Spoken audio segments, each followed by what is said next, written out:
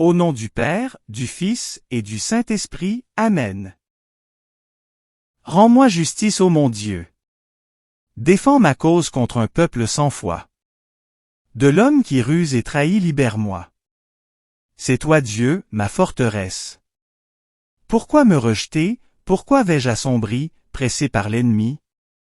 Envoie ta lumière et ta vérité, qu'elle guide mes pas et me conduise à ta montagne sainte, jusqu'en ta demeure. J'avancerai jusqu'à l'autel de Dieu, vers Dieu qui est toute ma joie. Je te rendrai grâce avec ma harpe, Seigneur mon Dieu. Pourquoi te désoler, ô mon âme, et gémir sur moi? Espère en Dieu, de nouveau, je rendrai grâce. Il est mon Sauveur et mon Dieu. Gloire au Père, au Fils et au Saint-Esprit, comme il était au commencement, maintenant et toujours, dans les siècles des siècles. Amen. Notre secours est dans le nom du Seigneur, il a fait le ciel et la terre. En ce vendredi de la 3e semaine du temps pascal, nous sommes rassemblés pour écouter la parole vivante de Dieu, qui aujourd'hui nous montre la puissance de la conversion à travers Saul devenu Paul, et nous conduit au mystère profond du pain de vie que nous donne le Christ. Mais pour accueillir dignement cette parole et laisser le Seigneur transformer nos cœurs, reconnaissons humblement que nous avons péché et demandons-lui sa miséricorde. Préparons-nous à célébrer en vérité en entrant dans le confiteor. Je confesse à Dieu Tout-Puissant. Je reconnais devant vous, frères et sœurs, que j'ai péché, en pensée, en parole, par action et par omission. Oui, j'ai vraiment péché. C'est pourquoi je supplie, la bienheureuse Vierge Marie, les anges, et tous les saints, et vous aussi, frères et sœurs, de prier pour moi, le Seigneur notre Dieu. Dieu, tournez-vous vers nous et donnez-nous la vie. Votre peuple se réjouira en vous. Montrez-nous, Seigneur, votre miséricorde. Accordez-nous votre salut. Seigneur, exaucez ma prière. Que mon appel parvienne jusqu'à vous.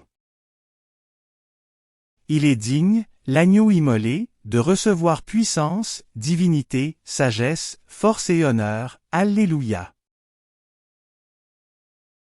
Seigneur, ayez pitié, Seigneur, ayez pitié, Seigneur, ayez pitié.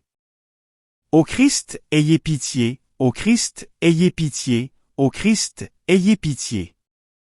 Seigneur, ayez pitié, Seigneur, ayez pitié, Seigneur, ayez pitié. Prions. Nous t'en prions, Dieu Tout-Puissant, puisque nous avons la grâce de connaître la résurrection du Seigneur, que ton esprit d'amour nous ressuscite, nous aussi, à une vie nouvelle, par Jésus-Christ ton Fils notre Seigneur, qui vit et règne avec toi dans l'unité du Saint-Esprit, Dieu, pour les siècles des siècles. Amen. Du livre des Actes des Apôtres. En ces jours-là, Saul était toujours animé d'une rage meurtrière contre les disciples du Seigneur. Il alla trouver le grand prêtre et lui demanda des lettres pour les synagogues de Damas, afin que, s'il trouvait des hommes et des femmes qui suivaient le chemin du Seigneur, il les amène enchaînés à Jérusalem. Comme il était en route et approchait de Damas, soudain une lumière venant du ciel l'enveloppa de sa clarté. Il fut précipité à terre, il entendit une voix qui lui disait « Saul, Saul, pourquoi me persécuter ?» Il demanda « Qui es-tu, Seigneur ?» La voix répondit « Je suis Jésus, celui que tu persécutes. Relève-toi et entre dans la ville, on te dira ce que tu dois faire. » Ses compagnons de route s'étaient arrêtés, muets de stupeur, ils entendaient la voix, mais ils ne voyaient personne. Saul se releva de terre et, bien qu'il eût les yeux ouverts, il ne voyait rien. Ils le prirent par la main pour le faire entrer à Damas. Pendant 3 jours, il fut privé de la vue et il resta sans manger ni boire. Or, il y avait à Damas un disciple nommé Ananie. Dans une vision, le Seigneur lui dit « Ananie ». Il répondit « Me voici, Seigneur ». Le Seigneur reprit « Lève-toi, va dans la rue appelée rue droite, chez Jude, tu demanderas un homme de Tarse nommé Saul. Il est en prière, et il a eu cette vision, un homme, du nom d'Ananie, entraient et lui imposaient les mains pour lui rendre la vue. Ananie répondit, « Seigneur, j'ai beaucoup entendu parler de cet homme et de tout le mal qu'il a fait subir à tes fidèles à Jérusalem. Il est ici, après avoir reçu de la part des grands prêtres le pouvoir d'enchaîner tous ceux qui invoquent ton nom. » Mais le Seigneur lui dit, « Va. Car cet homme est l'instrument que j'ai choisi pour faire parvenir mon nom auprès des nations, des rois et des fils d'Israël. Et moi, je lui montrerai tout ce qu'il lui faudra souffrir pour mon nom. » Ananie partit donc et entra dans la maison. Il imposa les mains à Saul, en disant, « Saul, mon frère, celui qui m'a envoyé, c'est le Seigneur, c'est Jésus qui t'est apparu sur le chemin par lequel tu venais.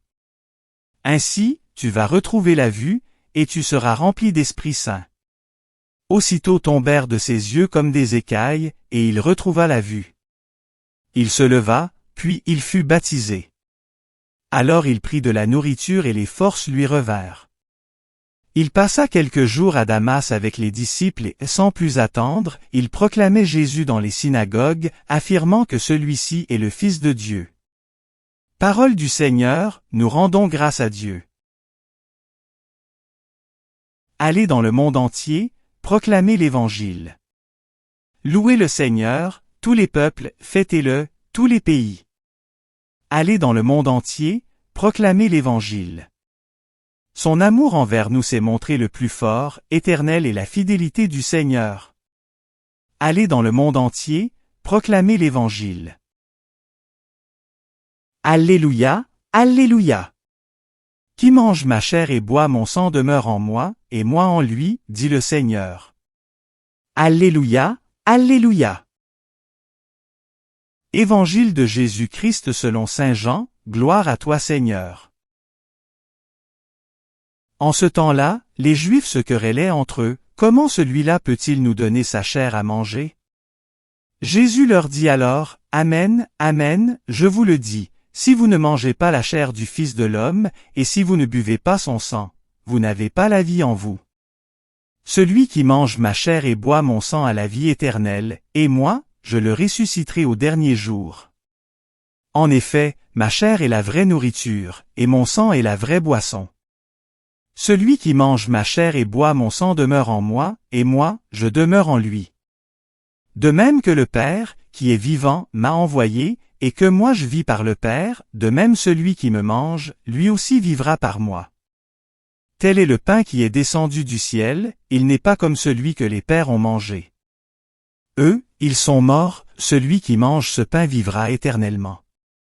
Voilà ce que Jésus a dit alors qu'il enseignait à la synagogue de Capharnaüm. Acclamons la parole de Dieu, louange à toi Seigneur Jésus. La parole de Dieu que nous recevons aujourd'hui nous conduit au cœur d'un mystère bouleversant, celui d'une rencontre qui transforme toute une vie et celui d'un don qui dépasse toute compréhension humaine. D'un côté, nous contemplons Saul, homme ardent, convaincu d'agir pour Dieu, mais encore enfermé dans ses certitudes, jusqu'au moment où la lumière du Christ vient le renverser, non pour le détruire, mais pour le recréer. De l'autre, nous écoutons Jésus qui nous parle d'un pain vivant, d'une nourriture qui est sa propre chair, offerte pour la vie du monde. Deux passages, deux révélations, mais un seul appel, accueillir le Christ non seulement en pensée, mais dans toute notre existence. Sur le chemin de Damas, Saul ne cherchait pas le Christ.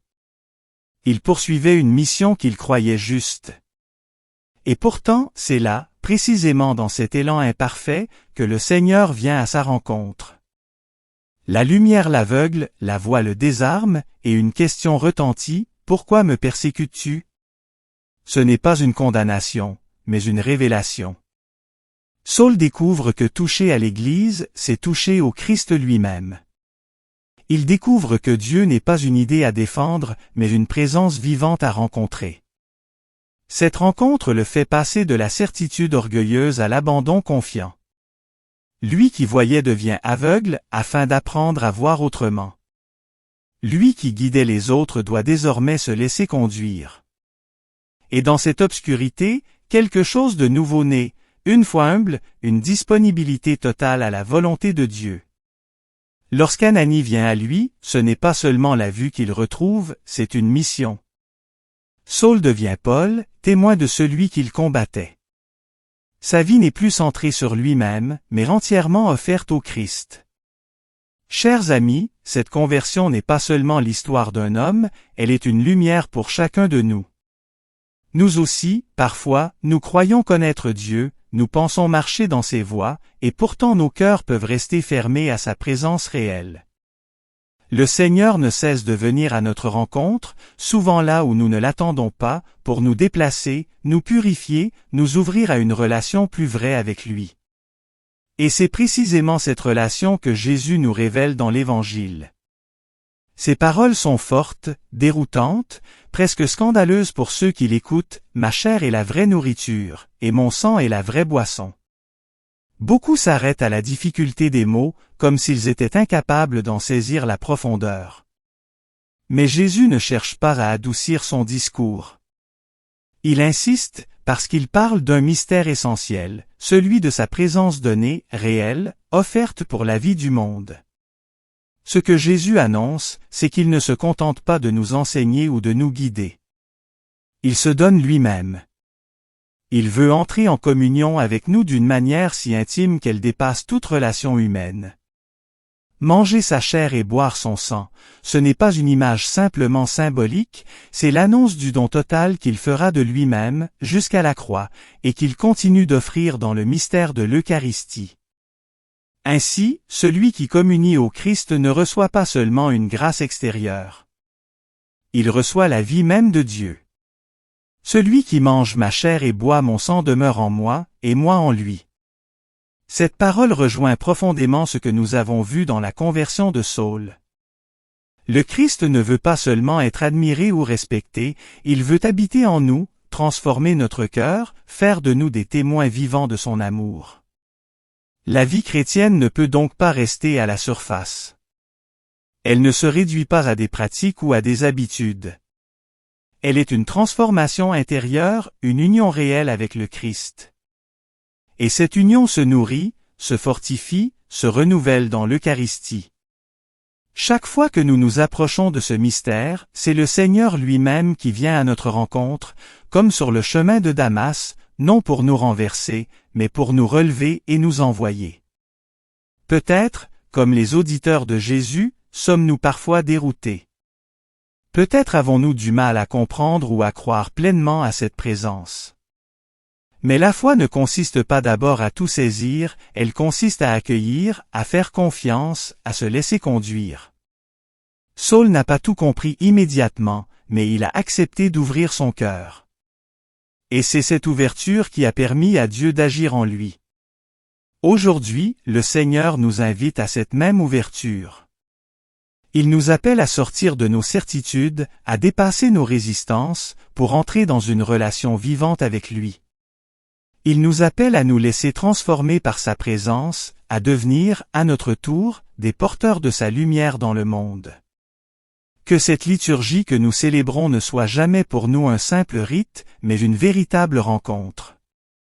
Que le Christ que nous recevons devienne la source de notre vie, la force de notre témoignage et la joie de notre cœur. Alors, comme Saul devenu Paul, nous pourrons annoncer avec audace que Jésus est le Seigneur, non seulement par nos paroles, mais par toute notre vie. Amen. Le Seigneur soit avec vous, et avec votre esprit. Élevons notre cœur, nous le tournons vers le Seigneur. Rendons grâce au Seigneur notre Dieu, cela est juste et bon. Vraiment, il est juste et bon de te louer, Seigneur notre Dieu. À toi Dieu notre louange, nous t'acclamons tu es Seigneur. À toi Père éternel, l'hymne de l'univers. Devant toi se prosternent les archanges, les anges et les esprits des cieux, ils te rendent grâce, ils adorent et ils chantent. Saint, Saint, Saint, le Seigneur Dieu de l'univers, le ciel et la terre sont remplis de ta gloire. Hosanna, au plus haut des cieux. Béni soit celui qui vient au nom du Seigneur. Hosanna, au plus haut des cieux.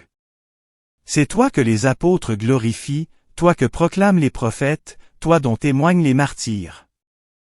C'est toi que par le monde entier, l'Église annonce et reconnaît. Dieu, nous t'adorons. Père infiniment saint. Fils éternel et bien-aimé. Esprit de puissance et de paix. Christ, le Fils du Dieu vivant, le Seigneur de la gloire. Tu n'as pas craint de prendre chair dans le corps d'une vierge, pour libérer l'humanité captive. Par ta victoire sur la mort, tu as ouvert à tout croyant les portes du royaume. Tu règnes à la droite du Père. Tu viendras pour le jugement. Montre-toi le défenseur, et l'ami des hommes sauvés par ton sang. Prends-les avec Saint Charles Borromée, Saint Carlo Acutis et tous les saints, dans ta joie et dans ta lumière. Sauve ton peuple Seigneur et bénis ton héritage. Dirige les tiens, et conduis-les jusque dans l'éternité. Chaque jour nous te bénissons, et nous louons ton nom à jamais et dans les siècles des siècles. Daigne Seigneur en ce jour, nous garder de tout péché. Aie pitié de nous Seigneur, aie pitié de nous. Que ta miséricorde soit sur nous Seigneur, car nous avons mis en toi notre espérance. En toi Seigneur, j'ai mis mon espérance, que je ne sois jamais confondu. Prions pour notre pape Léon. Prions pour l'ensemble des évêques, des prêtres et des diacres. Prions aussi pour toutes les personnes qui se sont endormies dans l'espérance de la résurrection et qui sont auprès de toi. Comme le Christ nous a enseigné et selon son commandement, nous osons dire. Notre Père, qui es aux cieux, que ton nom soit sanctifié, que ton règne vienne, que ta volonté soit faite sur la terre comme au ciel. Donne-nous aujourd'hui notre pain de ce jour. Pardonne-nous nos offenses, comme nous pardonnons aussi à ceux qui nous ont offensés. Ne nous laisse pas entrer en tentation, mais délivre-nous du mal. Amen. Seigneur Jésus, toi qui as transformé le cœur de Saul et qui te donne à nous comme pain vivant, fais grandir en nous une foi ardente et un amour sincère pour ta présence, afin que nourris de ta parole et de ton corps, nous devenions témoins courageux de ta lumière dans le monde. Accorde-nous de vivre unis à toi chaque jour et de marcher fidèlement à ta suite, toi qui vis et règnes pour les siècles des siècles. Amen. Le Seigneur soit avec vous, et avec votre esprit. Que Dieu Tout-Puissant vous bénisse, lui qui, par la résurrection de son Fils unique, vous a racheté et vous a donné d'être ses enfants d'adoption. Amen. Qu'il vous accorde la joie de sa bénédiction, lui qui vous a libéré de la nuit du péché et vous a fait entrer dans sa merveilleuse lumière. Amen. Vous qui êtes ressuscités avec le Christ par le baptême, qu'il vous fasse grandir dans la foi, l'espérance et la charité, afin que vous marchiez toujours dans une vie nouvelle. Amen. Et que la bénédiction de Dieu Tout-Puissant, le Père, le Fils et le Saint-Esprit, descende sur vous et y demeure pour toujours. Amen. Commencement de l'Évangile, selon Saint Jean, gloire à toi Seigneur. Au commencement était le Verbe, et le Verbe était auprès de Dieu. Et le Verbe était Dieu. Il était au commencement, auprès de Dieu. C'est par lui que tout est venu à l'existence. Et rien de ce qui s'est fait ne s'est fait sans lui. En lui était la vie, et la vie était la lumière des hommes. La lumière brille dans les ténèbres et les ténèbres ne l'ont pas arrêtée. Il y eut un homme envoyé par Dieu. Son nom était Jean. Il est venu comme témoin, pour rendre témoignage à la lumière, afin que tous croient par lui. Cet homme n'était pas la lumière, mais il était là pour rendre témoignage à la lumière. Le Verbe était la vraie lumière, qui éclaire tout homme, en venant dans le monde. Il était dans le monde, et le monde était venu par lui, à l'existence. Mais le monde ne l'a pas reconnu. Il est venu chez lui, et les siens ne l'ont pas reçu. Mais à tous ceux qui l'ont reçu, il a donné de pouvoir devenir enfants de Dieu, eux, qui croient en son nom. Ils ne sont pas nés du sang, ni d'une volonté charnelle, ni d'une volonté d'homme. Ils sont nés de Dieu. Et le Verbe s'est fait chair. Il a habité parmi nous. Et nous avons vu sa gloire, la gloire qu'il tient de son Père, comme Fils unique, plein de grâce et de vérité. Dans cet esprit de foi et de confiance, tournons-nous maintenant vers Dieu pour lui confier l'Église, le monde et nos intentions les plus profondes. Suivant la belle tradition de l'Église, récitons ensemble les prières léonines, demandant l'intercession de la bienheureuse Vierge Marie et la protection de Saint Michel Archange, afin que la lumière du Christ ressuscité triomphe toujours du mal. Je vous salue Marie pleine de grâce, le Seigneur est avec vous. Vous êtes bénie entre toutes les femmes, et Jésus, le fruit de vos entrailles, est béni. Sainte Marie, Mère de Dieu, priez pour nous pauvres pécheurs, maintenant et à l'heure de notre mort. Amen. Je vous salue Marie pleine de grâce, le Seigneur est avec vous. Vous êtes bénie entre toutes les femmes, et Jésus, le fruit de vos entrailles, est béni. Sainte Marie, Mère de Dieu, priez pour nous pauvres pécheurs, maintenant et à l'heure de notre mort. Amen. Je vous salue Marie pleine de grâce, le Seigneur est avec vous. Vous êtes bénie entre toutes les femmes, et Jésus, le fruit de vos entrailles, est béni.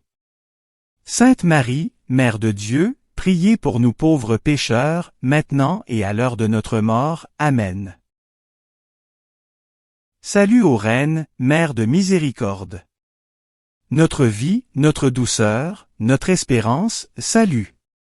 Enfants d'Ève exilés, nous crions vers vous. Vers vous, nous soupirons, gémissant, et pleurant, dans cette vallée de larmes. Ô vous, notre avocate, tournez vers nous, votre regard miséricordieux, et après cet exil, montre-nous Jésus, le fruit béni de vos entrailles. Ô clémente, ô miséricordieuse, ô douce Vierge Marie. Priez pour nous Sainte Mère de Dieu, afin que nous soyons rendus dignes des promesses du Christ. Prions. Ô Dieu, notre refuge et notre force. Jetez un regard favorable sur le peuple qui crie vers vous. Par l'intercession de la glorieuse et immaculée Vierge Marie, Mère de Dieu, de Saint Joseph son époux, de vos bienheureux apôtres Pierre et Paul, et de tous les saints, écoutez avec bienveillance et miséricorde les prières que nous vous adressons, pour la conversion des pécheurs et pour la liberté, et le triomphe de notre Sainte Mère l'Église, par le Christ notre Seigneur. Amen. Saint Michel Archange, défendez-nous dans le combat. Soyez notre secours, contre la malice et les embûches du démon. Que Dieu lui fasse sentir son empire, nous vous en supplions. Et vous, prince de la milice céleste, repoussez en enfer, par la force divine, Satan, et les autres esprits mauvais, qui rôdent dans le monde, en vue de perdre les âmes, ainsi soit-il. Cœur sacré de Jésus, ayez pitié de nous. Cœur sacré de Jésus, ayez pitié de nous. Cœur sacré de Jésus, ayez pitié de nous. Sacré cœur de Jésus, rendez mon cœur semblable au vôtre.